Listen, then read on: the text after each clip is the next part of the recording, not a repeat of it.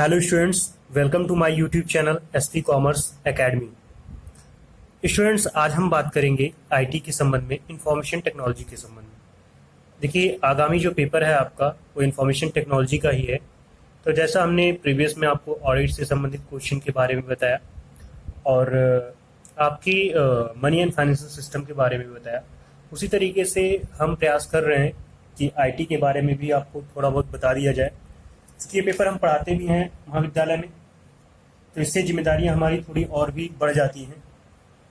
तो हम प्रयास करेंगे कि आपको कुछ एक्सपेक्टेड क्वेश्चंस बता दें जिसको आप प्रिपेयर्ड कर लें, और उस पर अगर आप ध्यान देते हैं तो आप अच्छा नंबर एग्ज़ाम में प्राप्त कर सकते हैं। तो चलिए स्टार्ट करते हैं और बताते हैं आईटी के बारे में। जैसा हमने कहा कि हमारी जो बेसिक आइडिया होना चाहिए वो होना चाहिए सिलेबस, और सिलेबस के आधार पे अगर आप कोई भी आइडिया बनाते हैं, कोई भी प्लानिंग करते हैं एग्जाम से संबंधित, तो निश्चित रूप से आप सफल होते हैं। आप जनरली क्या करते हैं, कोई भी बुक उठा लेते हैं, कोई भी सीरीज उठा लेते हैं, उसको एक तरह से पढ़ना स्टार्ट कर देते हैं। ये बहुत ही गलत है। आपको एग्ज़ाम के समय में कम से कम समय में ज़्यादा से ज़्यादा तैयारियों की आवश्यकता होती है। तो तभी पॉसिबल है जब आप अपने यूनिट को क्लियरली एनालिसिस करेंगे। और देखिए, हम जो टॉपिक बता रहे थे, आपकी अगर आईटी की बात करें तो टोटल 6 यूनिट हैं, और 6 यूनिट में क्या क्या बातें पढ़नी है ये हमें ध्यान देना है। और 6 यूनिट के बारे में बात करें तो आपकी फर्स्ट यूनिट जो आपका है, उसमें जो आपका पहला चैप्टर है वो है आपका सूचना क्रांति एवं सूचना तकनीक, एक परिचय। तो देखिए, पहला क्वेश्चन आपका यही बन सकता है कि सूचना तकनीकी क्या होती है। What do you mean by information technology. या आपसे सिंपल सा क्वेश्चन पूछा जा सकता है, what do you mean by information, सूचना क्या होती है। या तीसरा, इस चैप्टर के नाम से जो क्वेश्चन पूछा जा सकता है वो है सूचना क्रांति। ये कई बार एग्जाम में पूछा जा चुका है, what do you mean by information revolution. ठीक है, तो इम्पॉर्टेंट क्वेश्चन है। और आपके चूंकि पहला चैप्टर है इसलिए पहला चैप्टर बहुत ही इंपॉर्टेंट होता है। इसमें आपको ऐसा नहीं है कि कोई भी चीज़ें छोड़नी है। जैसे आपसे पूछा जा सकता है, नीड ऑफ इंफॉर्मेशन, सूचना की आवश्यकता क्यों है, या रोल ऑफ इंफॉर्मेशन, आपकी सूचना की क्या भूमिका है। जैसा हम जब पढ़ा रहे थे तो वहाँ पे हमने बताया था आपको कि बिना इंफॉर्मेशन के कोई भी एक्टिविटीज़ नहीं होनी। जैसे कम्युनिकेशन के बारे में बताया जाता है आपको, तो कम्युनिकेशन में भी कहीं ना कहीं इंफॉर्मेशन यूज़ होता है। आपकी कम्युनिकेशन को किसी भी बिजनेस का लाइफ ब्लड कहा जाता है, और उस कम्युनिकेशन की प्रक्रिया में जो एक्सचेंज होता है वो क्या होता है, वो इंफॉर्मेशन ही तो होता है। तो व्यावसायिक दृष्टिकोण से देखेंगे तो इंफॉर्मेशन की बहुत सारी उपयोगिता है। इससे ज्ञान में वृद्धि में सहायक है, आपकी हेल्पफुल इंक्रीजिंग नॉलेज, निर्णय लेने में सहायता देती है, आपकी हेल्पफुल इन डिसीजन मेकिंग, समय बचाता है, आपका संसाधन बचाता है, आपकी धन की भी बचत होती है इंफॉर्मेशन के माध्यम से। तो बहुत सारे इंपॉर्टेंस है जिसको आप एक्सप्लेन कर सकते हैं एग्जाम के पॉइंट ऑफ व्यू से। साथ ही साथ कभी कभी पूछा जाता है कि सूचना क्या होती है, इसकी विशेषताएं बताइए। इंफॉर्मेशन की विशेषताओं के साथ साथ बात करें आगे, हम तो देखिए यहाँ से यही आता है। ऑफिस ऑटोमेशन वर्ड कभी कभी पूछा जा सकता है, वैसे बहुत इंपॉर्टेंट क्वेश्चन नहीं है ऑफिस ऑटोमेशन, तो ऑफिस ऑटोमेशन भी पढ़ लीजिएगा आप लोग। ऑफिस ऑटोमेशन की बात करें इस चैप्टर की, तो आपसे पूछा जाता है कि कम्युनिकेशन क्या होता है, संचार किसे कहते हैं। तो संचार आप आसानी से बता सकते हैं। संचार के बारे में अगर हम बात करें, जब हम किसी प्रकार की डेटा या इन्फॉर्मेशन को क्या करते हैं, एक स्थान से दूसरे स्थान पर आदान प्रदान करते हैं, तो उसी को हम संचार बोलते हैं, उसी को हम बोलते हैं कम्युनिकेशन। तो इस चैप्टर की बात करें, इस चैप्टर से यही क्वेश्चन मुख्यतः आपसे पूछे जा सकते हैं। अब आ जाते हैं दूसरे चैप्टर पे। दूसरा चैप्टर है डेटा, सूचना और इलेक्ट्रॉनिक डेटा संसाधन। तो देखिए, डेटा की आपसे मीनिंग पूछी जा सकती है कि डेटा क्या होता है, इसकी मीनिंग बताइए। तो 2 नंबर में कई बार क्वेश्चन पूछा जा चुका है। आपसे पूछा जा सकता है कि what is the difference between data and information, data और इंफॉर्मेशन के बीच में अंतर क्या होता है। और इससे जो सबसे इम्पोर्टेंट क्वेश्चन है आपका इस चैप्टर का, वो है इलेक्ट्रॉनिक डेटा प्रोसेसिंग, ईडीपी क्या होता है। इलेक्ट्रॉनिक डेटा प्रोसेसिंग से क्या आशय है, देखिए साथ ही साथ हम भी बता दें आपको कि जो इम्पोर्टेंट क्वेश्चन हैं वो आपके यूट्यूब चैनल पे भी हमारे मिल जाएंगे आपको, तो वहाँ से जाके इसका एक्सप्लेनेशन भी आप देख सकते हैं। तो इलेक्ट्रॉनिक डेटा प्रोसेसिंग क्या होता है इसको आप पढ़ने का प्रयास करिएगा, और मेन जो एलिमेंट है इलेक्ट्रॉनिक डेटा प्रोसेसिंग के, जैसे इनपुट है, प्रोसेसिंग है और आउटपुट है, इसके भी एक्सप्लेनेशन आप देख लीजिएगा, इम्पॉर्टेंट है आपका। और बाकी इस चैप्टर से और कोई इंपॉर्टेंट क्वेश्चन हमें नहीं दिख रहा है जो आपसे एग्जाम में पूछा जाए। इलेक्ट्रॉनिक डेटा प्रोसेसिंग का ध्यान रखिएगा, ये इंपॉर्टेंट क्वेश्चन है आपका। उसके बाद आ जाते हैं नए चैप्टर पे, संख्या पद्धति एवं कंप्यूटर कोड। देखिए यहाँ पे बहुत ही कम चांसेस है, 2 नंबर में एक क्वेश्चन पूछा जा सकता है बाइनरी से डेसिमल में कन्वर्ट करने के लिए या डेसिमल से बाइनरी में कन्वर्ट करने के लिए सामान्यतः। तो 2 नंबर में यहाँ से एक क्वेश्चन आपसे ही पूछा जाता है, और अगर कोई क्वेश्चन पूछा जा सकता है तो आपसे पूछा जाएगा डिफरेंट टाइप ऑफ नंबर्स। वैसे बहुत इंपॉर्टेंस ये चैप्टर नहीं रखता है आपके एग्जाम के पॉइंट ऑफ व्यू से अगर देखें हम। इसके बाद देखिए 4th चैप्टर भी, इसमें भी 2 नंबर से या तो आपसे एडिशन के बारे में या सब्ट्रैक्शन के बारे में पूछा जा सकता है, तो ये चैप्टर भी छोड़ देते हैं, इसको भी ड्रॉप करते हैं। हाँ देखिए ये चैप्टर इंपॉर्टेंट है आपका, फंडामेंटल्स ऑफ कंप्यूटर। यहाँ पे देखिए जनरेशन ऑफ कंप्यूटर के बारे में आपसे पूछा जा सकता है। जो आपके हमने जनरेशन बताए थे कि आपका जो फर्स्ट जनरेशन है, सेकंड जनरेशन है, थर्ड है, टोटल कितने हैं, 5 जनरेशन हैं।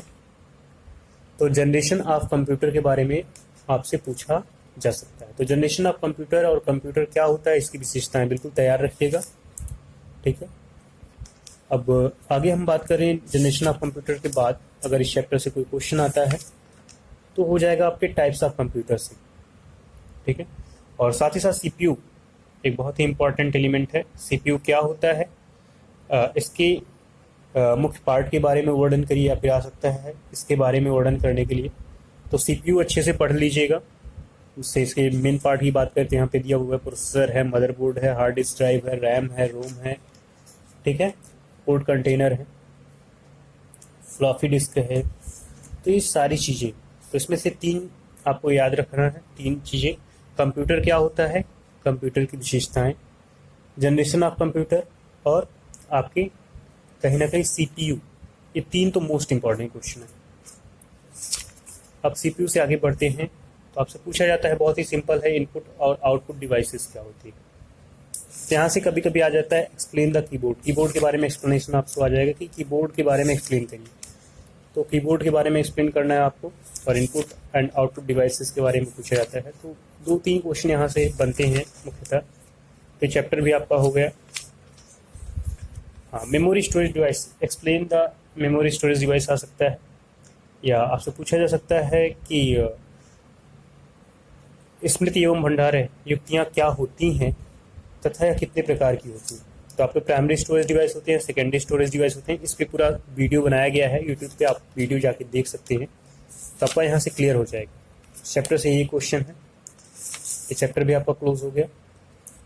और आगे जो है कंप्यूटर सॉफ्टवेयर, तो देखिए यहाँ से पूछा जाता है कि what do you mean by software, या आपसे पूछा जा सकता है what do you mean by hardware. तो हार्डवेयर और सॉफ्टवेयर की मीनिंग आप बिल्कुल तैयार रखिएगा, ये बहुत इंपॉर्टेंट क्वेश्चन है। और साथ ही साथ टाइप्स ऑफ सॉफ्टवेयर, जैसे सिस्टम सॉफ्टवेयर क्या होता है, एप्लीकेशन सॉफ्टवेयर क्या होता है, यूटिलिटी सॉफ्टवेयर क्या होता है, ये 3 तो बिल्कुल तैयार रखिएगा टाइप्स ऑफ सॉफ्टवेयर के बारे में। लैंग्वेज से क्वेश्चंस कम आने के चांसेस हैं, लैंग्वेज से क्वेश्चन नहीं पूछा जाता है आपसे, लेकिन टाइप्स ऑफ सॉफ्टवेयर के बारे में बिल्कुल आपसे पूछा जाएगा। आगे है ऑपरेटिंग सिस्टम, ये भी एक इम्पॉर्टेंट चैप्टर है। ऑपरेटिंग सिस्टम क्या होता है, इसके क्लासिफिकेशन एंड टाइप्स के बारे में आपसे पूछा जा सकता है, इसकी क्लासिफिकेशन और टाइप्स के बारे में आप बताइए। और जो मेन फंक्शंस होते हैं आपके ऑपरेटिंग सिस्टम के, उसके बारे में बताइए। तो 2 क्वेश्चन बिल्कुल तैयार रखिएगा ऑपरेटिंग सिस्टम से। ऑपरेटिंग सिस्टम इंपॉर्टेंट टॉपिक है आपका, बाकी चैप्टर इसमें और कुछ नहीं पूछा जा सकता आपसे। आ जाइए कंप्यूटर नेटवर्क पे। 10 नंबर जो चैप्टर है आपका कंप्यूटर नेटवर्क का है। तो कंप्यूटर नेटवर्क क्या होता है, ठीक है, यहाँ पे देखिए नेटवर्क के बारे में लिखा भी गया है। 2 या 2 से ज़्यादा कंप्यूटर को अन्य उपकरणों के साथ आपस में जोड़ना नेटवर्क कहलाता है, ठीक है। तो ये कंप्यूटर नेटवर्क हैं आपके। कंप्यूटर नेटवर्क क्या होता है, इसके एडवांटेज बताइए। और इसके साथ साथ आपसे यहाँ पे जो क्वेश्चन पूछा जा सकता है डेटा कम्युनिकेशन के बारे में, तो वही मतलब है आपका। डेटा कम्युनिकेशन का मतलब क्या होता है कि जब डेटा का ट्रांसफर एक स्थान से दूसरे स्थान पर होता है तो इसी प्रक्रिया को हम क्या कहते हैं, डेटा कम्युनिकेशन कहते हैं। बाकी यहाँ से आपसे पूछा जा सकता है what do you network topology, what do you mean by network topology. साथ ही नेटवर्क टोपोलॉजी के प्रकार, टाइप्स ऑफ नेटवर्क टोपोलॉजी, ये भी थोड़ा देख लीजिएगा। इससे भी एग्जाम में क्वेश्चन पूछने के चांसेस रहते हैं, बहुत इंपॉर्टेंट नहीं है लेकिन पूछा जा सकता है। जो इस चैप्टर का सबसे इंपॉर्टेंट क्वेश्चन नेटवर्क का, वो आपका है लैन और वैन। ये मोस्ट इंपॉर्टेंट क्वेश्चन है आपके एग्जाम के पॉइंट ऑफ व्यू से। क्लासिफिकेशन ऑफ नेटवर्क बिल्कुल पढ़ के जाइएगा, local area network and wide area network, ठीक है। इसके बारे में हमने डिटेल में पढ़ाया भी है और नोट्स भी बनवाए हैं आपके, तो उसको बिल्कुल पढ़ लीजिएगा लैन एंड वैन के बारे में। देखिए वर्ड प्रोसेसिंग जो यूनिट 3 है, यहाँ से क्वेश्चंस बहुत ही कम आते हैं आपसे एग्ज़ाम में। यूनिट नंबर 3 बल्कि छोड़ दीजिएगा, बहुत लेंदी है और क्वेश्चन भी कम आते हैं यहाँ से। तो और करके आपको क्वेश्चंस ऑप्शन में मिल जाएगा, ठीक है। तो इस पे बहुत ज़्यादा माथापच्ची करने की ज़रूरत नहीं है आपको। अब डायरेक्ट आपको आ जाना है 13 चैप्टर पे, चैप्टर नंबर 13 पे। Database management system is most important question for the IT. आपके आईटी के पॉइंट ऑफ व्यू से देखेंगे तो डेटाबेस मैनेजमेंट सिस्टम बहुत ही इंपॉर्टेंट क्वेश्चन है आपका। तो डेटाबेस मैनेजमेंट सिस्टम क्या होता है, ठीक है, इसके यूजेस क्या हैं, इसके एडवांटेजेस क्या हैं, आपको पढ़ना है। खासकर डेटाबेस मैनेजमेंट सिस्टम के उद्देश्य और एडवांटेजेस ज़्यादा एग्जाम में पूछे जाते हैं, ठीक है। तो इसको बिल्कुल तैयार रखिएगा, ये बहुत इंपॉर्टेंट टॉपिक है डेटाबेस मैनेजमेंट। अब देखिए इसके बाद अगर हम बात करें डेटाबेस मैनेजमेंट सिस्टम के बाद, तो यहाँ से और कोई क्वेश्चन बेसिकली पूछा नहीं जाएगा आपसे। ये देखिए इलेक्ट्रॉनिक डेटा इंटरचेंज 100% फिक्स है, यहाँ से एक क्वेश्चन आएगा आपके एग्जाम में इलेक्ट्रॉनिक डेटा इंटरचेंज से। इलेक्ट्रॉनिक डेटा इंटरचेंज क्या होता है, किससे कहते हैं, बिल्कुल इसकी मीनिंग क्लियर कर लीजिएगा, कॉन्सेप्ट क्लियर रखिएगा, साथ ही साथ फीचर्स के बारे में और इलेक्ट्रॉनिक डेटा इंटरचेंज की जो प्रोसेस हैं, जो प्रोसीजर्स हैं, इसके बारे में। तो खासकर जो आपसे पूछा जाता है इलेक्ट्रॉनिक डेटा इंटरचेंज क्या होता है, इसकी विशेषताएं बताइए। या तो आपसे कार्य के बारे में पूछा जाएगा या तो एडवांटेज। तो एक क्वेश्चन तो बिल्कुल आप तैयार रखिएगा इलेक्ट्रॉनिक डेटा इंटरचेंज के एडवांटेज खासकर, ठीक है। तो यहाँ से 100% जैसे हमने कह दिया कि फिक्स से क्वेश्चन आएगा। और इंटरनेट भी एक बहुत इंपॉर्टेंट टॉपिक है, फिक्स 100% यहाँ से भी एक क्वेश्चन पुटअप होगा ही होगा आपके एग्जाम में, ठीक है। तो इलेक्ट्रॉनिक डेटा इंटरचेंज और इंटरनेट में क्या क्वेश्चन पूछा जा सकता है आपसे, what do you mean by internet, internet क्या होता है। History and development of internet के बारे में पूछा जा सकता है कि क्या इसकी हिस्ट्री क्या रही, कब आया, कैसे आया, ठीक है। और जो इसमें सबसे इंपॉर्टेंट क्वेश्चन होता है, एक होता है आपका आईपी एड्रेस, यहीं पे कहीं होगा ये भी। प्रोटोकॉल के बारे में सम चांसेस हैं। प्रोटोकॉल समानता आप जानते हैं कि रूल एंड रेगुलेशन से होता है किसी भी सिस्टम के लिए। अगर डोमेन नेम 2 नंबर में कभी कभी पूछा जाता है, डोमेन नेम क्या होता है, ठीक है। तो डोमेन नेम के बारे में बात करें तो डोमेन नेम से आशय क्या है, एक ऐसी विधि से है जिससे इंटरनेट पर कार्य कर रहे व्यक्तियों को पहचान कर खोजा जाता है। तो देखिए डोमेन नेम बहुत इंपॉर्टेंट नहीं। देखिए ईमेल एक बहुत इंपॉर्टेंट क्वेश्चन है, ईमेल क्या होता है, ठीक है। प्रोसेस ऑफ ईमेल के बारे में पूछा, और आईपी एड्रेस। तो आईपी एड्रेस यहाँ पे तैयार रखिएगा, ईमेल तैयार रखिएगा, और इस चैप्टर से what do you mean by internet ये तैयार रखिएगा। तो फिक्स 100% यहाँ से क्वेश्चन आएंगे आपके।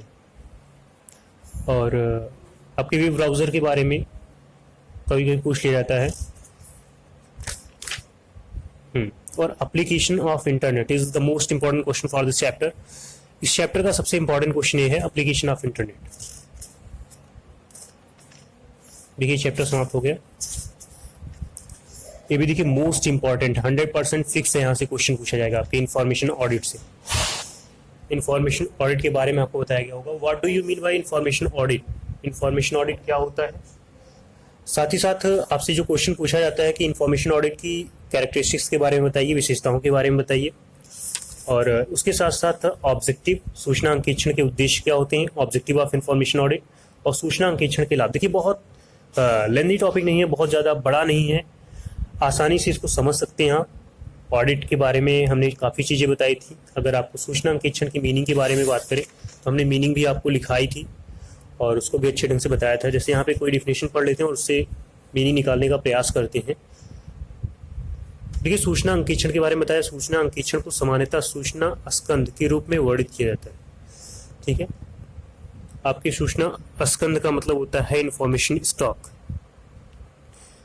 अब देखिए, इसमें अर्थ निकालेंगे तो इससे बहुत क्लियर अर्थ आपका निकल के नहीं आएगा। सूचना अंकेक्षण का अर्थ किसी संस्था द्वारा रखी गई सूचनाओं की शुद्धता एवं गुणवत्ता की जांच करने से। देखिए, सही आपकी डिफिनेशन है जो एमरी विंस के द्वारा ही। इससे कहीं ना कहीं जो मीनिंग है वो क्लियर हो रहा है आपका, यहाँ से मीनिंग निकल के आ रही है इंफॉर्मेशन ऑडिट।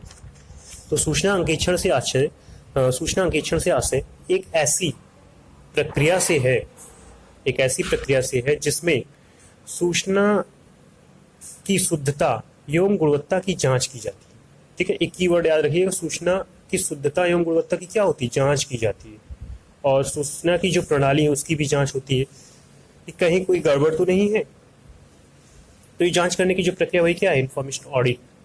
और ये 100% यहाँ से एक क्वेश्चन, जैसे लास्ट की जो 3 यूनिट है बिल्कुल प्रिपेयर रखिए। तो आपको जो तैयारी करनी है वो स्टार्टिंग से नहीं बल्कि क्या करना है, पीछे से करना है। सबसे लास्ट यूनिट पहले रखनी है। पहले इंफॉर्मेशन ऑडिट तैयार करिएगा। ठीक है, इंफॉर्मेशन ऑडिट में जो बातें बताई बिल्कुल इसको तैयार कर लीजिए, बिल्कुल इसको रट लीजिएगा। और इसके बाद फिर आप अगला यूनिट जो पढ़िएगा वो इंटरनेट के बारे में पढ़िएगा। तो आपको पीछे से तैयारी यहाँ पे करनी है इस बुक में, ऐसा नहीं कि आपको स्टार्टिंग से तैयार कर लेना शुरू कर दें। तो देखिए, आपके आईपी एड्रेस, ईमेल के बारे में हमने बात की और डोमेन नेम के बारे में बात की। तो इंटरनेट वाला चैप्टर तैयार रखिएगा और ईडीआई।